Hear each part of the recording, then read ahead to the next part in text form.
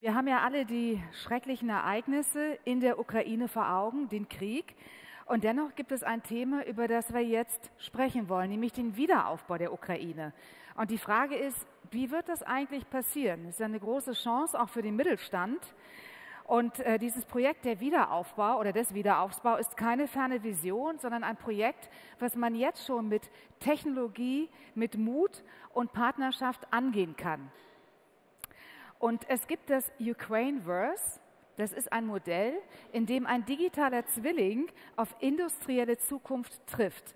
Und was genau man da schon sehen kann, was man daraus ableiten kann und was Sie vielleicht auch als Mittelstand oder als mittelständisches Unternehmen davon mitnehmen können, das wird uns später Joe Appleton erklären. Er ist President of MISA Smart City und Director of BizTech.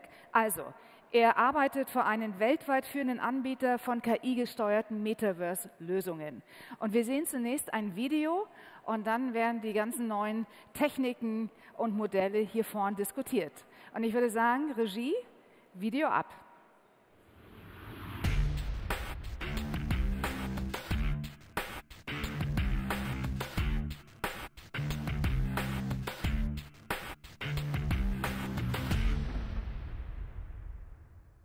Welcome to BizTech, where digital innovation meets real-world impact.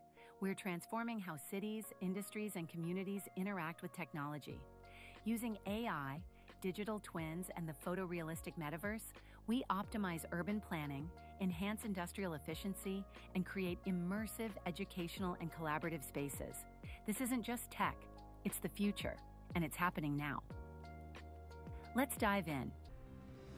Welcome to the next evolution of digital twins, designed for both industrial and city-scale environments.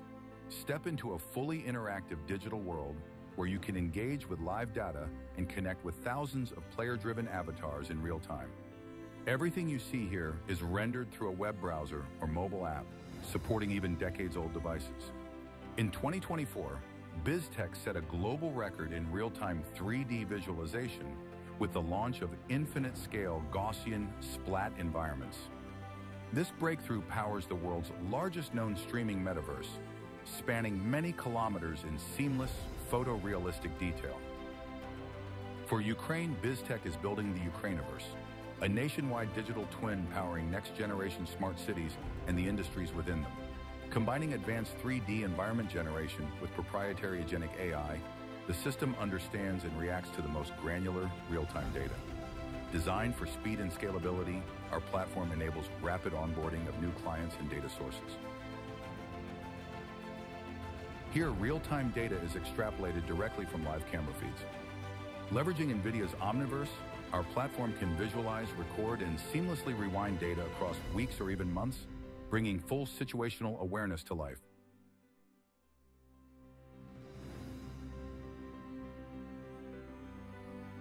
Harness comprehensive agentic AI-powered analytics at the building level to enhance management efficiency, security oversight, and operational reliability.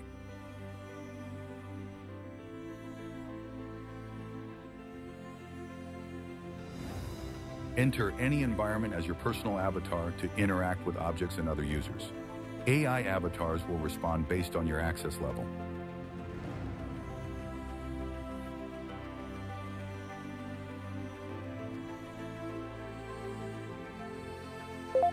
Is there anything of note today? Everything is operating as expected. We have been unusually busy with 6 guest visits for Office 307, where power use is also 9% above average. I took the liberty of turning off displays in our inactive offices to compensate. Mach auf jeder Etage das Licht aus, sobald niemand mehr da ist, aber erst ab 20 Uhr. Kein Problem. Ich mache das Licht um 20 Uhr aus oder sobald keiner mehr auf der Etage ist, je nachdem, was später ist.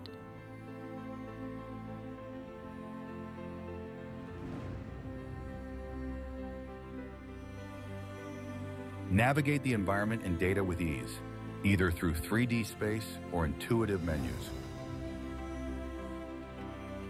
Agentic AI brings device-level precision to digital twin environments, enabling smarter asset management, enhanced security, and streamlined operations. By integrating real-world sensors, the system can track user movements with full awareness of access permissions, ensuring secure and efficient navigation through physical spaces. In hybrid environments, smart displays bridge the gap between physical and virtual. Digital users can interact directly with those in the real world, enabling collaboration like never before. BizTech's platform is built for seamless integration, connecting effortlessly with partner data sources and systems. Our agentic AI adapts quickly, learning to work with new infrastructures with minimal setup. The result is a dynamic, real-time visualization where data comes alive. Alerts notify you of unusual activity, and powerful automation tools allow AI curators to take action using simple natural language commands. It's the future of intelligent infrastructure. We are BizTech, and we'd love to hear from you.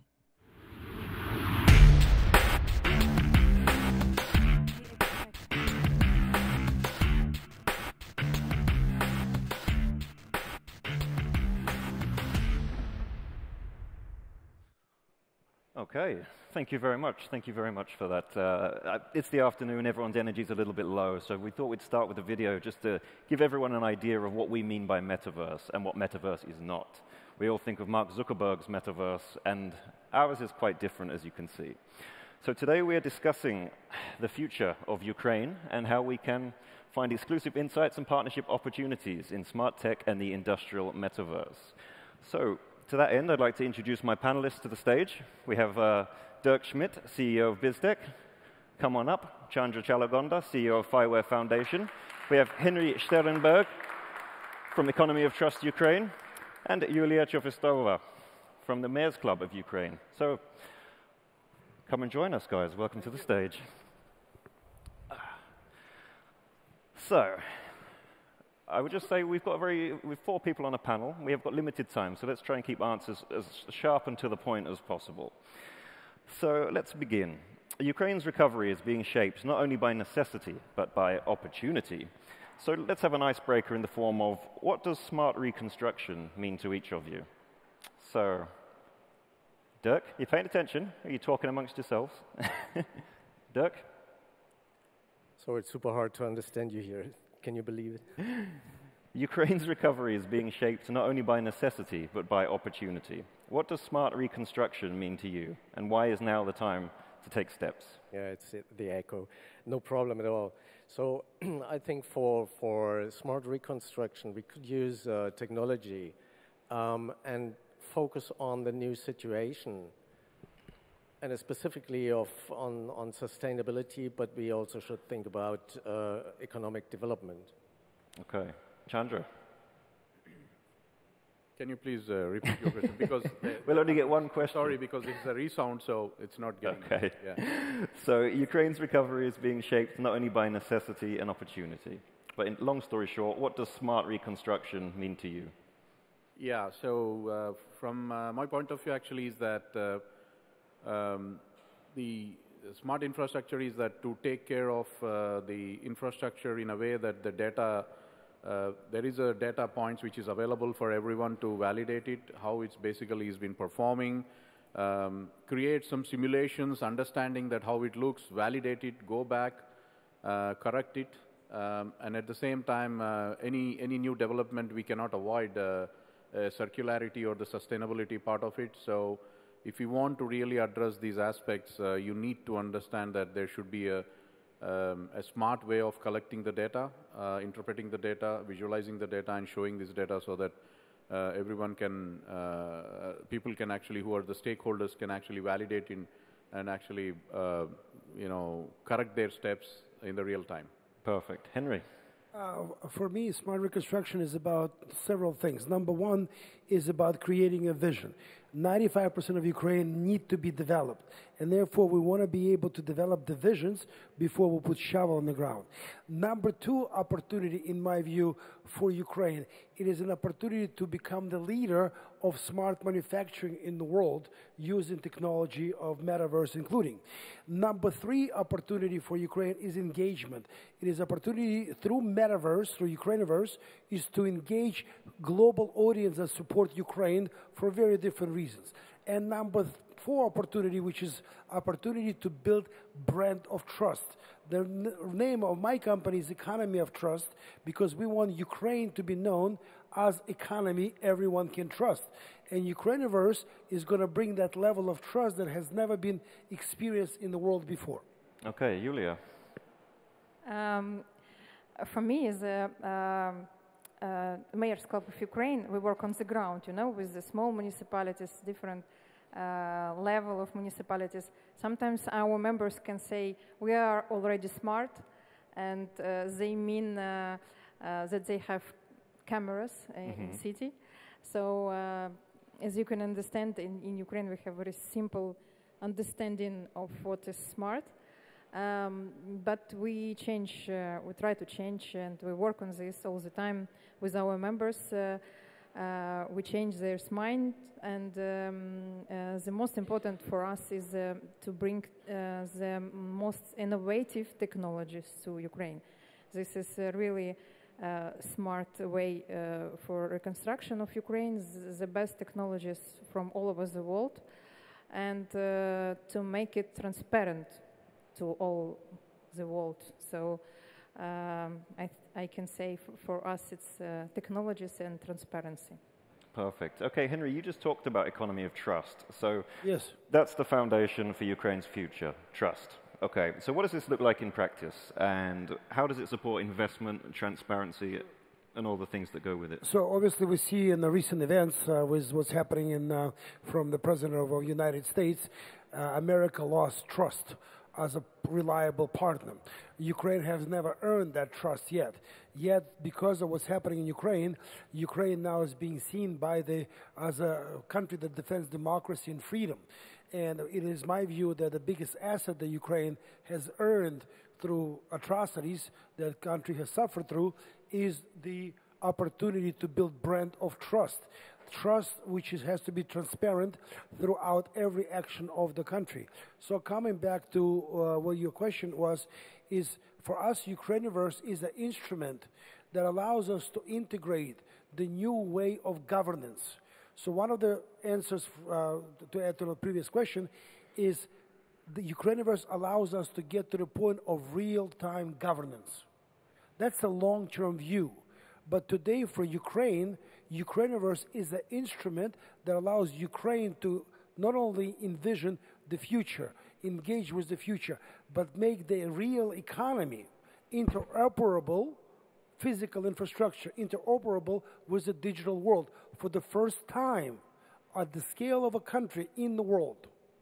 Okay, Yulia, I'd like to just go on top of that one as well. So what's the actual benefit of Ukrainiverse for municipalities and businesses?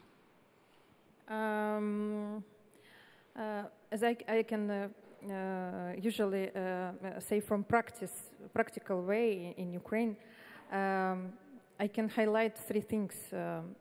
First, it's vision, then it's engagement, and third one, I think it's transparency. The main things for me, benefits from this. And the most important for municipalities, first of all, is the vision. Okay. Because very often they don't know and don't see, don't imagine this future. And anywhere ends.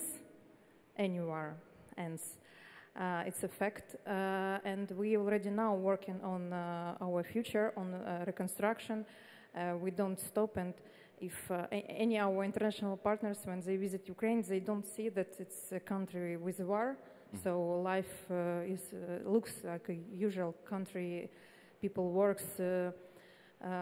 children are at school, etc. And this first point is vision. It's very important for Ukrainian municipalities.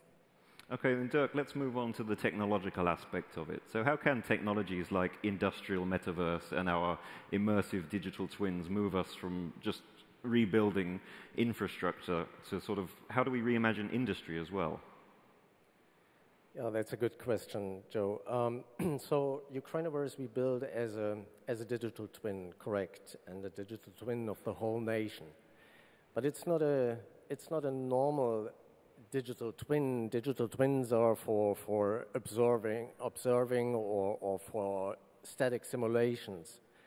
So here we are talking about a hyper-realistic AI-powered digital ecosystem where we mirror cities, streets, even agricultural land. And especially we created interactive and immersive, so we can bring all stakeholders in this environment to get together, to learn together, to interact together, to adapt together, to work together. So that makes it quite different to a normal digital twin, and therefore it's also super powerful for industries. Just to focus on the tech element of things, from the video we saw before, is we have now agentic AI. So could you sort of walk us through the difference between generative AI and agentic AI and what that actually means for these buildings and smart infrastructure? So, yeah, generative AI is based on prompts. So that's a reaction of a prompt. We know that already. And we know the impact it has actually on all industries. I personally believe that agentic AI will have a much bigger impact. Why? Agentic AI is creating intelligent or smart agents. So these smart agents can act autonomously. They had a learning. And we saw it maybe in a later part of the video where it's a very basic explanation, where one avatar got an interaction with another avatar, which was an agentic, an AI-powered agent. So the question was here, so please switch off the light at 8 p.m. or switch it off when the floor is empty and there are no persons anymore. So this agentic AI is able to react on specific informations autonomously. So can we please try to think about what does it mean for our businesses? So in theory, I could run my whole business, my entire business with these intelligence agents, right? We can think different about, but this is what NVIDIA 2 weeks ago already presented, and it is here. So we have to deal with it. Okay, thank you very much. So AI requires a vast amount of data. Operating a city-level digital twin requires a vast amount of data. The same with industrial metaverse, whether it's private company or public sector. So Chandra, I know that Fireware, for example, very pioneering in open source implementation, especially to do with things called federated data spaces. So based on Gaia-X or IDSA specifications. So how can these be used in Ukraine to build trustworthy, scalable infrastructure that allows municipalities to actually retain their own sovereignty and control their own data? Yeah, so let's actually get back to why we are talking a lot about data spaces in European region, and why we are even talking across international spectrum is about the trusted data exchange. So it's not only about the data moving of the data, but it's actually what should be moved, when should be moved, to whom it should be moved. So it's not about, we are not talking about moving the whole data as such to the applications. And we are talking about only moving a part of a data which is needed, when and to whom. So when we are talking about to whom, so there are two parts of it. One is, can the data be moved to an organization or an entity or a person that, can I trust this person? At the same time, it also goes the other way around, that can I trust this data? So there are two aspects of these things, and I think these are the things which data spaces define. And at the same time, you raised about the sovereignty issue. So let me put it in an example of Ukrainiverse. Right? Ukrainiverse is the demo which you have shown. I think the data is being pulled from many platforms. It's not only a single platform, so you're connecting many diverse data. So all of those platforms are sovereign data platforms. And let's talk about a simple example, a utilities platform, a transportation or a mobility platform, or a weather platform, which actually predicts the data and how it goes. So when we are talking about all these heterogeneous data, it needs to be aggregated and it needs to be shown. And at the same time, all those platforms can operate independently and sovereignly so that they have enough trust to share what is needed on it. So on this part, actually, I would, whenever there is a lot of data which is coming from the heterogeneous platform, I would use the data spaces ideology. I don't call this as a technology, an ideology, where how we can actually combine this data, keep at the same time the sovereignty of the individual platforms, and at the same time trust on either side that the data is trusted and the person or the entity which is asking for the data should also be trusted. So all these are very important because what you see on Ukrainiverse is a visual aspect. And this visual aspect needs, when someone sees something, the trust is built in. Because they are really seeing something almost near to the real world. Yeah. So I think you can't separate the sovereignty and trust here with that. Okay. So trustworthy is the very important phrase of the day, I think, here. So we've seen what Ukrainiverse hopefully aims to be as we create it. But why should the audience trust you guys, Yulia, Henry? Who do you represent, and who will be using Ukrainiverse? Who is the end user? It's a great question. We have multiple stakeholders that are critical for Ukrainiverse to be successful. And we have to break them up into two big camps. Ukraine, which is going to have a lot of stakeholders within it. So think about any municipality that is 3 blocks, right? Business, administration, and citizens that all have to be integrated. And that's where the real-time governance of the future will come, where all 3 are in the same place, looking at the same thing, making decisions on the same topics. So that's one area. The second area, we'll have to look at the industrial country level, right? Regional and country level. What is the infrastructure that can be developed that can be obviously connect all of the components of the economy and geographies of Ukraine? And the third, as we're switching back to the international side block, is obviously how does Ukraine go from centrally planned economy to market economy? That's the biggest challenge nobody really talks about, that over 100 years, Ukraine had a central planned economy, and now it has to move to market-driven economy. Ukrainiverse is going to be one of the key instruments to re-educate, reskill the labor force, but also to drive transparency and whole new processes that are going to be developed through Ukrainiverse, physically, directly to the users. Okay, and Yulia, so with mayors of Ukraine, how many mayors do you represent? For today, 652. 652. And how many municipalities? It's the same. We present mayors, and they are heads of municipalities. Of course, yeah, that was a terrible question. I'm not concentrating. In total, I actually wanted to ask, what about economic unions? Yes, we created 21 economic unions, 22. It's 145 municipalities who united together to develop their local economies and like sub-regional economies, and it gives us more scalability for all the countries and for international partners to have this scale for all the country. And what I wanted to add also about stakeholders and users of Ukrainiverse.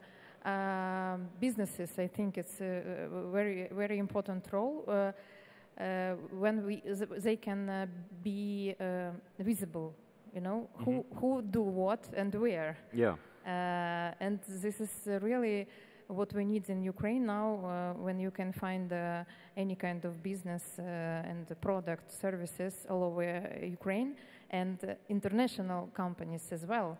They can be highlighted in Ukrainiverse.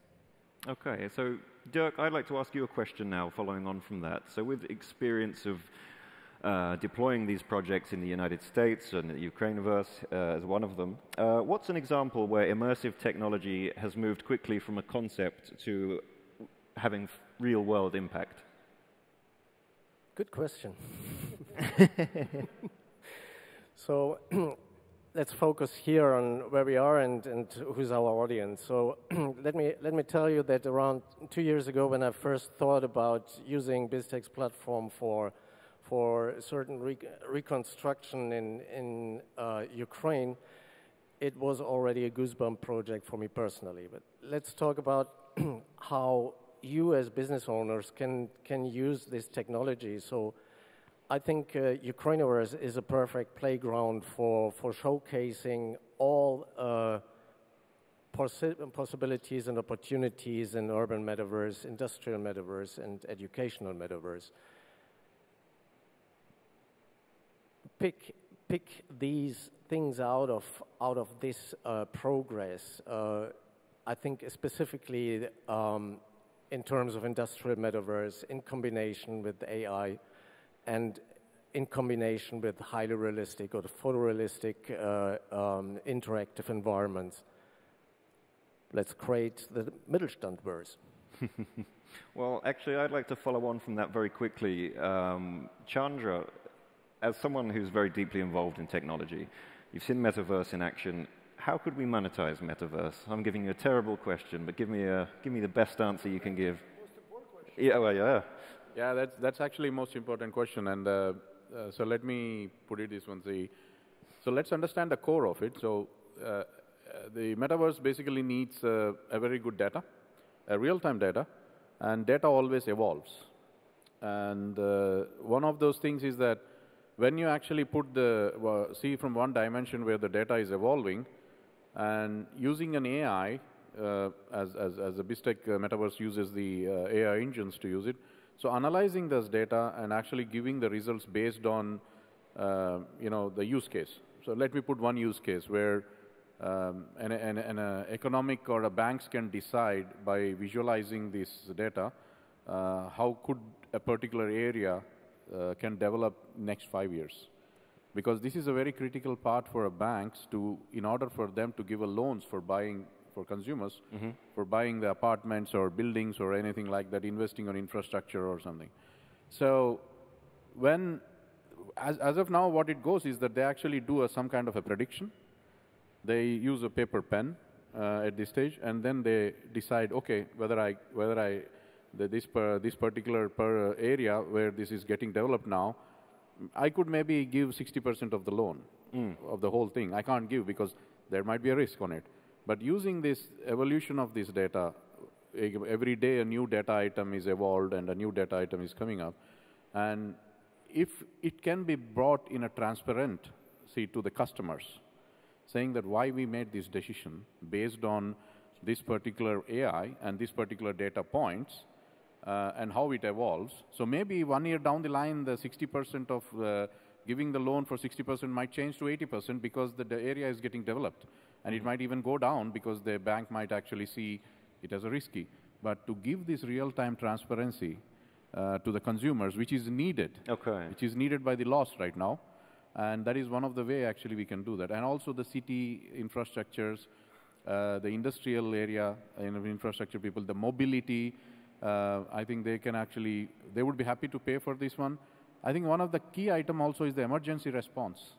Okay, I'm going to have to, guys, we are over time, and I have to just... Joe, let me just add one sentence to what Chandra just said, which is the point. The key is in Ukraine, we don't have a legacy infrastructure issue. So all the data that we're going to be gathering from buying a cup of coffee to $100 million investment, all of that will be now sitting within our reach on a real-time basis. Perfect. Right, we'll have one last question to all of you. So in one sentence, what is your call to action for anyone who wants to contribute to Ukraine's industrial and digital transformation? Apart from that, Ukrainiverse is a big opportunity for specifically maybe European companies to get involved. I personally see in Ukrainiverse as a blueprint for other regions, other global regions, but also for industries. Okay, Chandra.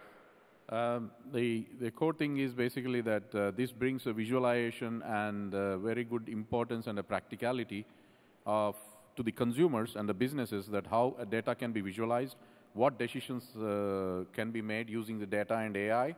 When you combine these together, it is very well explainable to even the people who don't understand to use Excel sheets, because those are, it is a legacy. We have a lot of those people who are in the decision-making stage right now. So I think Ukrainiverse, the metaverse makes things very easy for them to understand, saying that, okay, this data point is actually affecting this much. In future, this could be like this would impact a particular thing like this. Okay. So I think we all should take this into action to visualize all the data and make it more appealing for the people who cannot go through the Excel sheets, and I think this helps. And I think more and more data points needs to be involved, integrated into metaverse, and I think that's the only way we go forward. Okay, and Yulia, the last words with you. Engage and cooperate with us on Ukrainiverse. Fantastic. Okay, that's all we have time for, but let's have some atmosphere for my guests. Thank you. Thank you so much, Joe Appleton and all the guests.